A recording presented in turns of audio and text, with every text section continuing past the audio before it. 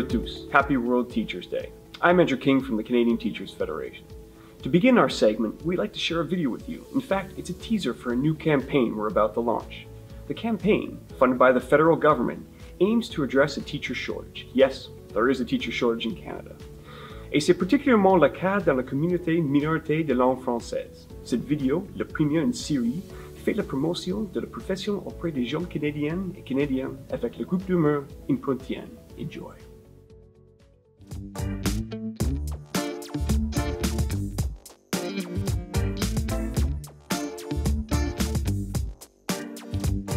Ben, on est super fiers d'avoir été nommé ambassadeur de la campagne Enseigner, ça me parle. Oui, puis en fait, je pense qu'au sein d'Improtéine, on a presque tous un parent qui a été enseignant ou enseignante. Oui, ma mère. Ben, moi les deux.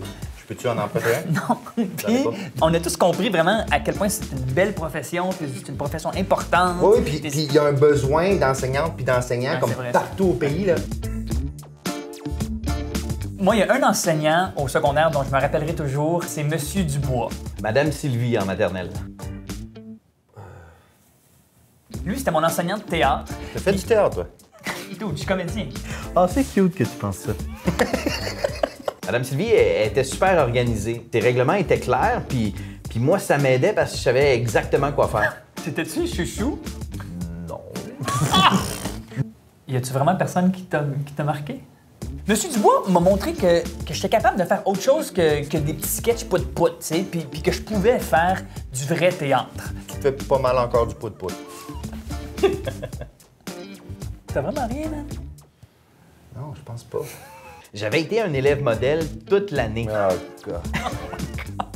Mais la dernière semaine d'école, j'ai accroché mon chevalet avec toutes les pots de peinture, puis ça a tombé sur le chevalet d'à côté, puis sur l'autre chevalet, puis sur l'autre chevalet. Puis, écoute, le plancher, là, il était sale à grandeur. C'était comme une cascade de dégâts, tu sais. Un domino de dégâts. Oui, c'est ça. Un wash de gouache. C'est mauvais. Oh non, oui, Monsieur Leroux. Monsieur Leroux, mon enseignant de 5e année. Un jour, Éric l'a comme mis au défi pour faire une course, puis en fin de compte, c'est Monsieur Leroux qui a gagné la course. Ça n'a tellement pas rapport, là. Puis Monsieur Dubois, il y avait une façon de nous faire travailler en nous laissant aller, tu sais, pour qu'on apprenne de nos erreurs, genre. C'est vrai que t'es rendu bon à faire des erreurs. T'es vraiment... C'est tellement niaiseux, là. Ah, j'étais tellement déçu de moi-même. Je passais le restant de la journée à pleurer dans mon coin. Classique. Puis Madame Sylvie, ben, elle est venue me parler pendant 1 heure pour me réconforter. Tu sais, c'était vraiment plus qu'une spécialiste de peinture à l'eau. C'est gentil, ça. Cute. Et puis sans qu'on s'en rende compte, on est tous devenus plus autonomes et plus confiants, autant plus confiants par rapport à notre talent d'acteur que par rapport à n'importe quoi qu'on pouvait accomplir dans la vie. Fait que là, c'est à votre tour. Parlez-nous d'une enseignante ou d'un enseignant qui a marqué votre vie à vous. Envoyez ça en vidéo, 2 minutes, gros max. Viens checker ça, il y a bien d'autres choses qui s'en viennent. Welcome back. Now we'd like to provide you with a glimpse of the work that the CTF-FCA has carried out since the beginning of the pandemic to help member organizations and teachers across the country. With a combination of distance, online, and in-classroom teaching and learning, teachers have worked tirelessly to educate their students and to keep schools open safely. Since the outset of the pandemic, the CTF-FCA has worked closely with the federal government to help the most vulnerable and to keep schools as safe as possible. Secretary General Cassandra Hallett sat down with federal ministers Ahmed Hussen and Monsef to highlight our joint efforts with the government and to share what measures have been made to help public education, teachers, and vulnerable children and youth throughout these past months. So thank you very much for joining us, Minister. It's really greatly appreciated. And of course, as you know, this has been a really trying period for Canadians, and one that we're all predicting is going to continue for some time. We've seen in particular the challenges that are being faced in schools across the country. And I know that you have school-aged children, so I'd be curious off the bat on a personal level, how has the transition back to school been for your family? Well, it was the number one topic for conversation for the last number of weeks. It still is. Our 11-year-old son has gone back to school. We were confident in the plan that the school and the school board had with respect to keeping him safe and the plans that they had for social distancing, for cleaning supplies, and all the other pieces that went into that. So he's back. The one just younger than him, our 7-year-old, he has asthma. We just found out recently that he has asthma, so we're a little bit concerned about him. He hasn't gone back yet, but we are figuring out how that's going to look like. So he's getting homeschooled right now by my wife, but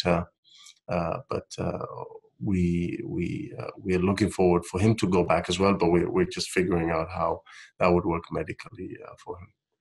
Of course, certainly, though, you've just conveyed in a nutshell how well you understand the challenges that so many Canadian families are facing, and you articulated some of the measures that we believe need to be in place to make schools safe for students and teachers. And for the teachers, yes. Exactly. And we have to give parents the confidence that both the teachers and the students and the general staff in the schools are being kept safe while they are off to work or to school themselves. So, with our neighbors, with the community, in my own household, this has been an ongoing conversation, and I really recognize the concerns that parents have had on this, which is why we stepped up. We stepped up in a big way, and I was very, very proud to join the Prime Minister when he flew down to Toronto to make that important announcement of an investment by the federal government of $2 billion in the Safe Return to Class Fund. Really, really important investment that will make a big difference in schools right across our country, enable school boards to buy personal protective equipment, to get more cleaning supplies, improve their air ventilation system, do whatever, get additional spaces and so on. So this is something that we heard very loudly and clearly from parents, from members of parliament, from teachers and others, that more needed to be done. There were a lot of serious concerns around this, and so we felt that as a government that we should step up as well to help the provinces and the school boards safely restart the school year. And we know that this is an ongoing challenge, but we hope that the federal investment of $2 billion is going to make a difference in how we all adjust collectively to provide a safe and welcoming environment for students and for the teachers. Wondering if there's a message you might like to send to Canadian families, knowing what a difficult year this is, knowing the many concerns that you've shared, that families across the country are feeling, particularly families that already have economic challenges or children with immune-compromised systems, etc.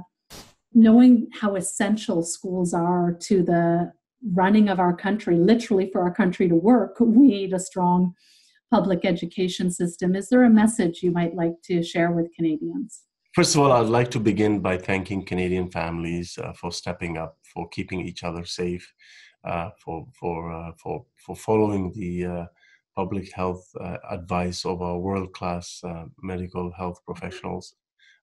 Families have stepped up in a big way, and we have had their backs. We've promised to continue to have their backs. And very early in the pandemic, we had a one-time increase in the Canada Child Benefit for every child, up to $300 increase for every child for families who are receiving the Canada Child Benefit already.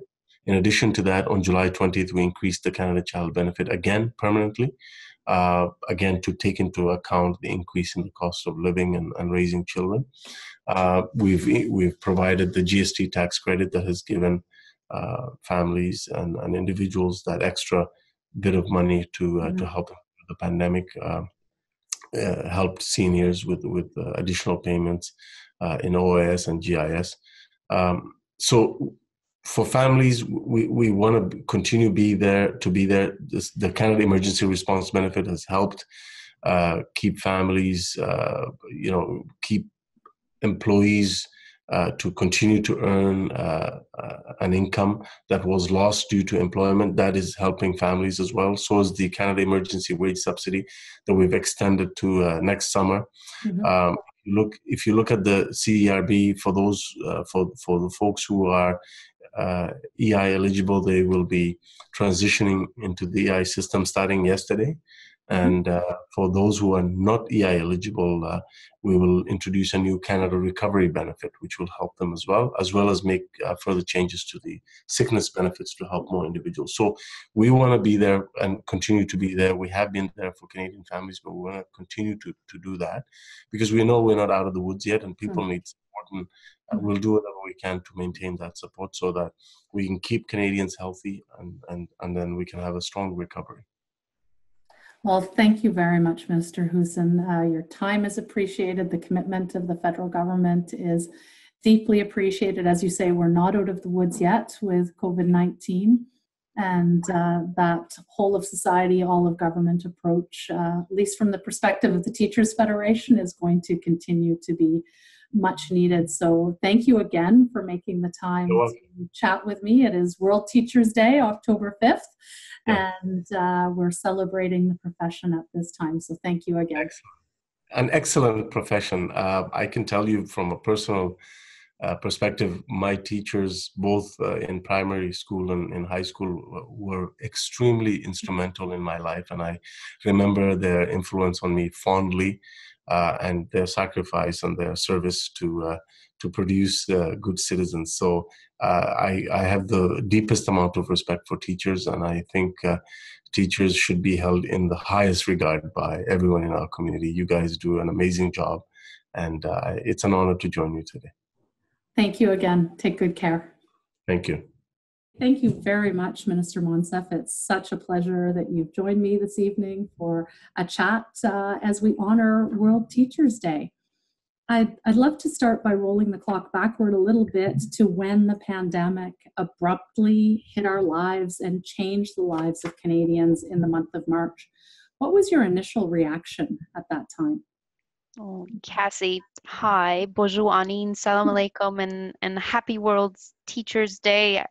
I think that the first thing I thought about, like everybody else, was my loved ones. I was in Ottawa, they were in Peterborough and all over the world. And then, like everybody else, I thought I should probably go to the grocery store. But soon after, that those personal questions left my mind, what we started to hear from Canadians, particularly those in the women's movement, was you got to look out for the safety of women and you got to look out for the safety of kids, because this thing, like every pandemic, like every crisis, is going to increase the rates of violence that they're going to endure. And that's how you came into my world, and you're a wonderful member. So I'm happy to be here, and I hope everybody's safe and well. I know it's been intense for you all. Thank you. So from the Minister of Health through other ministers to our connection, as you would know better than anyone, through the coalition, we endeavored to address gender-based violence, food insecurity, and connectivity.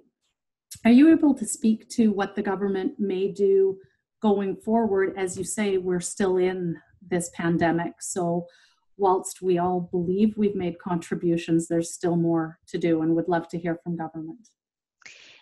And I think mental health came up a lot too in those conversations. So where the federal government has jurisdiction, we're acting right away. And whether it was through CERB or through investments in charitable organizations around food security, the 1,000+ organizations across the country who were able to keep their doors open, their staff and clients safe, so that when women came to them in their hour of need, escaping violence and abuse, they had a place to go. That work where we have jurisdiction, we've stepped up. Where we don't have direct jurisdiction, we're partnering.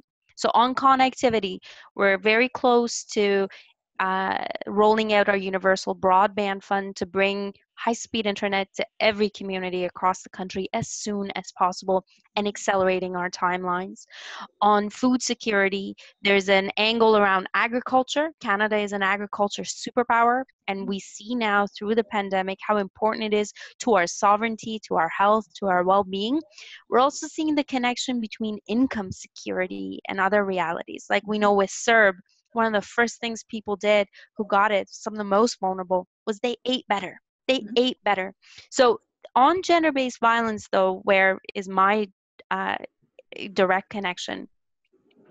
That big tent that we built with Safe Kids Initiative is probably one of the best things that's come out of this god-awful biblical mess that is COVID, because it's going to be a vehicle for implementation and collaboration for the national action on gender-based violence, for our ongoing response. We're moving forward with a national child care plan, and the partnership with teachers and professionals who make this their life's work and have connections to communities and individuals is one that I treasure. And I know that our government, particularly a guy I know who used to be a teacher himself, appreciate very much and are going to be leaning on you more. So please keep the lines of communication open. Please take care of yourself. The country probably more than ever is asking a lot of you, our teachers. And I think at the same time, probably more than ever, appreciate what you have been doing for all of us as a profession for generations. So take care of yourselves, because a lot is riding on your well-being, and we'll be there with you every step of the way, but do take care. Do take care. Thank you very much, Minister. That's probably a very lovely note to end as we are celebrating October 5th, World Teachers Day. Is there anything final you'd like to say as we close? When I was little, somebody would ask me, what do you want to be when you grow up? And I'd say, I want to be a teacher. And I got to tell you, after this experience with COVID and our partnership together, I am more convinced than ever that that noble profession that you've chosen is a place that I aspire to be a part of. So I thank you for that inspiration, and really thank you for the partnership and the friendships. Well, thank you again, Minister, and for all of your efforts and the collaboration with the Canadian Teachers Federation. It is sincerely appreciated. Stay well. One thing that's happened during the pandemic is an incredible increase in the collaboration with other civil society organizations. To share some of those relationships, I had the chance to speak with two CTF FCO partners, the Canadian Women's Foundation and Boys and Girls Clubs of Canada, to talk about the collective response to the pandemic and what's changed since it began. Paulette, it's great to see you. Months of working together throughout this pandemic, and it's nice to be here in this format. But unfortunately, things really haven't changed that much since we started down this path in March. I guess just to get into it, you know, we've seen this pandemic has really threatened the progress of women. I think that issue is starting to be discussed more and more, but something that I'd like to focus on with you. And we've seen that definitely with the Canadian Teachers Federation. From your position, from your role in your organization, what have you seen, and what are the true threats of the pandemic to women in the women's progress? Mm-hmm. I think you're right. We've seen economic layoffs and cutbacks that have fallen heavily on women, and most dramatically on women living on low incomes who experience intersecting inequalities based on their racial backgrounds, the class that they're in, their disability, their education, their migration and immigration status, just to name a few. And it was also heartbreaking, I think, to read a report just this week that children in racialized families have been hit harder by the pandemic, and particularly as they were in lockdown with their families compared to children in white families. So we know, for example, that many working women are breaking under the increased burden of childcare and education, and it's staggering. So, for example, a recent survey that said that 1 in 3 women in Canada have considered quitting their jobs so that they can better manage their children and their education and the care of their kids. So, time will tell what choices they'll face if we go through another lockdown that is quite possibly imminent. And the implications for children's financial security and career advancement are grim, unless, of course, we center gender equality in the plans for pandemic recovery. Now, we've seen how important keeping schools open is to making sure that women can stay in the workforce, because the burden is falling on them with childcare, with their children's education, should children have to stay home. But what we do see, and you've mentioned already, is women's central role to the economy and to rebuilding an economy that's been really decimated by the pandemic. What steps need to be taken to see that women can maintain that role and grow as they were beyond this pandemic? That's a good question. We know that long before the pandemic, the lack of access to affordable, quality childcare across Canada was a key barrier to women's economic independence and career and their ability to advance. Now that the women's workforce participation has reached its lowest point in 3 decades, this issue has been very urgent. The recent speech from the throne, however, indicated some promising momentum towards a national childcare system. In fact, those words were in the actual throne speech. So we'll be watching to see if the government follows through. We certainly hope they will. Childcare, I think most people, especially those who have had the experience, will agree it is a vital piece of the puzzle for meaningful gender equality and truly enables higher quality of life for women, their families, and communities. You know, as finally, because we have a short conversation here, as I mentioned off the top, that we started working together in late March, early April, in response to the pandemic and to address vulnerable communities affected by the pandemic. But it wasn't just our 2 organizations. There were hundreds of organizations that were involved in idea sharing and concrete actions.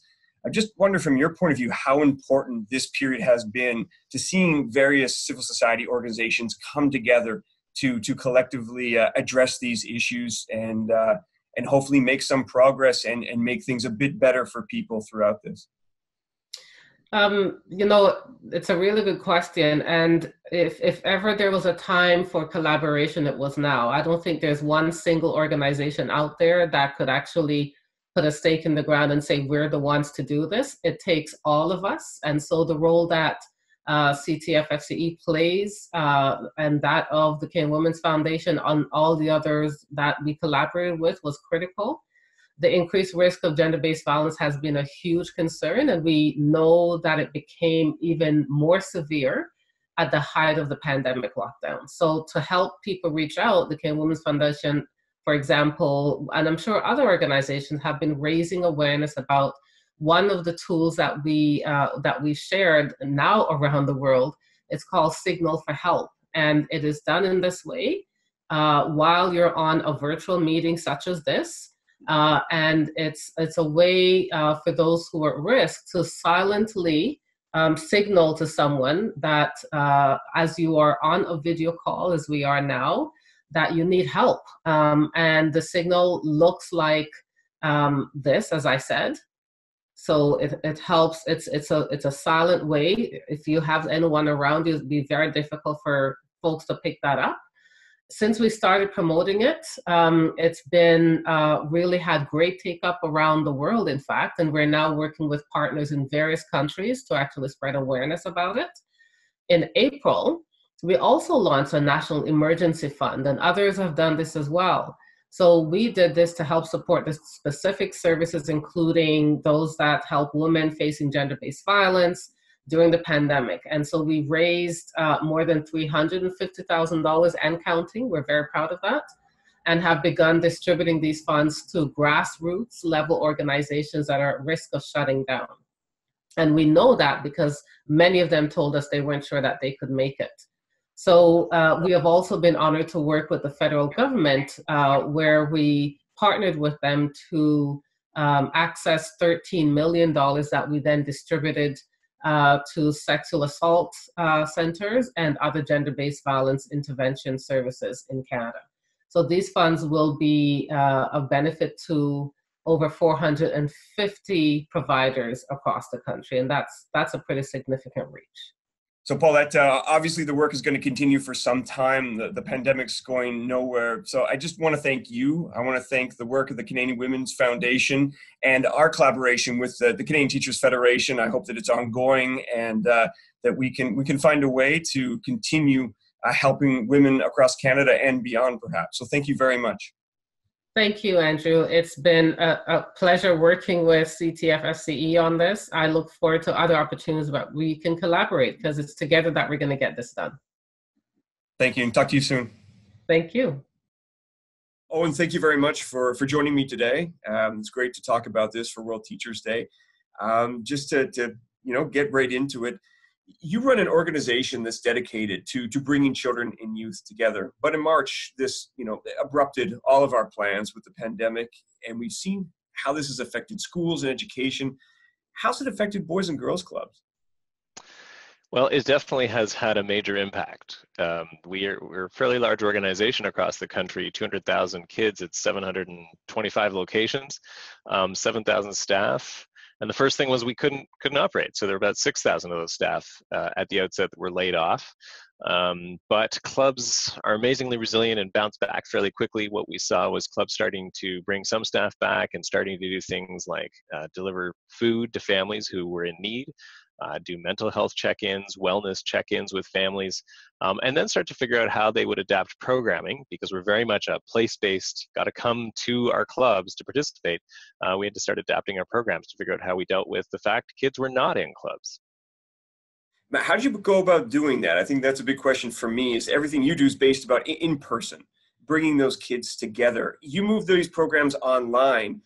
How do you keep them safe online? And is that even possible today to do that? So first of all, online is an interesting place for us as an organization, because we actually run a campaign for several years called Unplug to Connect, because we felt that the online space and screens have really had a detrimental effect on youth. And it was really time that youth come to our clubs and disconnect from their screens to connect with individuals. And part of that is over 120 years of history developing really strong protocols around keeping kids safe, making sure that staff are given lots of training, that we ensure that staff are never alone with children, all sorts of protective mechanisms and layers we can put in place in that kind of an environment. When you take us online, that changes. And I think for us, that was a real hurdle at first. Was we were used to be the ones sort of saying, hey, doom and gloom, if you're online, be careful. And now we were saying, we're going to meet you online. So we're going to use tools like Facebook and Zoom and everything people have heard about that had security issues or other fake news in them. And we realized what we had to do was start teaching both our staff and the kids that were participating about those risks, so that we could find ways to enhance their knowledge and teach them how to remain safe online. So a lot of this was about also adding protocols in terms of how do you replicate what we did offline in the online space to keep youth safe. So very quick adaptations of learning, pulling resources from others. We'd already done a bit of work in this area before the pandemic, so this was just accelerating some of this work to really understand how you keep people safe, put them in small groups, connect, and really put rules and parameters around what you can and can't do in the online space. So we saw firsthand that work and that, like you said, having to adapt throughout the spring when you were involved with us with the Coalition to Keep Kids Safe, with the federal government and many other partners. And you were working with our third priority in that realm, connectivity. And obviously moving online, that was your focus. And you had one successful proposal that was funded by the federal government. Could you just talk a little bit about that? Yeah, I think it became really critical to pull together all the resources and to look to the federal government for assistance to get these kids connected and to do it in a safe way. We were really excited to work with many government departments, in fact, to make this a reality, to work with the Canadian Women's Foundation and the Canadian Teachers to really make this possible, and to say, first of all, let's create quality programming in an online space. Let's figure out how to adapt this programming to make sure that they've got hours and hours of valuable programming. So it was about saying we're going to get 10,000 vulnerable children and youth connected. We're going to give them about 30,000 hours of safe, high quality online programming, and also make sure that they had access, because a lot of them didn't have access to things like internet or the tools to get online.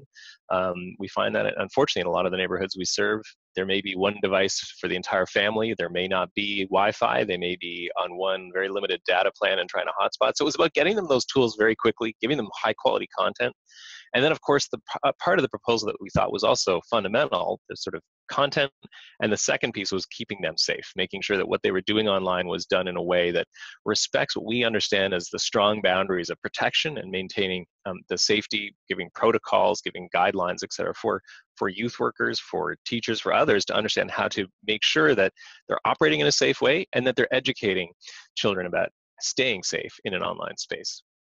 You bring up a really good point that this pandemic's not going anywhere anytime soon, and that equity issue is front and center with everyone moving online. How important is it that the federal government continue to fund projects like this and be involved to help?